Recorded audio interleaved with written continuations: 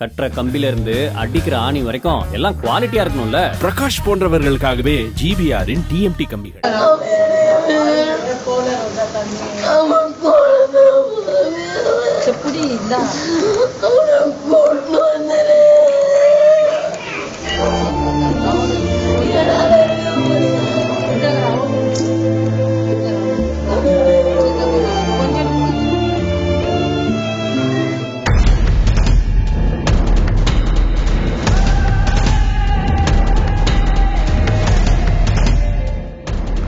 Chennai RK நகரில் உள்ள சிவாஜி நகர் பகுதியில் வசித்து வருபவர் லொட்டை என்ற ஆனந்த்.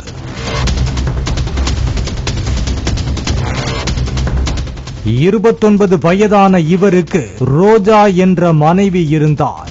திருமணமாகி 2 ஆண்டுகளான நிலையில் ஆனந்த் மீது 13 கொலை வழக்குகள் நிலுவையில் உள்ளதாக சொல்லப்படுகிறது. இந்த நிலையில் ஆனந்த் வீட்டில் இருந்தபோது மனைவியிடம் முட்டை தோசை கேட்டதாக தெரிகிறது. இதனால் ஆனந்தின் மனைவி முட்டை வாங்க கடைக்கு சென்றுள்ளார்.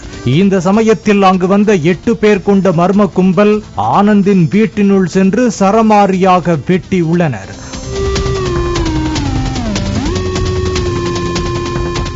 ஆனந்தின் அலறல் சத்தம் கேட்ட அக்கம் பக்கத்தினர் வந்து பார்த்தபோது மர்ம நபர்கள் அங்கிருந்து தப்பி ஓடிவிட்டனர்.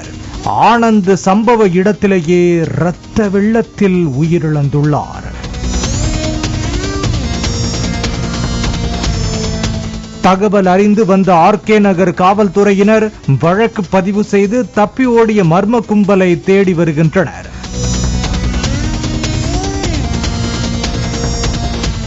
ஆனந்தின் மனைவி ரோஜா 3 மாத கர்ப்பிணியாக உள்ளார்.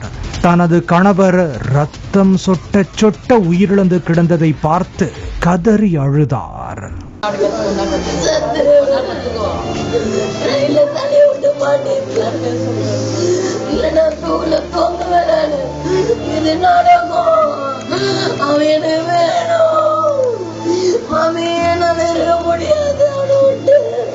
கட்டுற கம்பில இருந்து அடிக்கிற ஆணி வரைக்கும் எல்லாம் குவாலிட்டியா இருக்கணும்ல. பிரகாஷ் போன்றவர்களுக்காகவே ஜிபிஆரின் டிஎம்டி கம்பிகள்.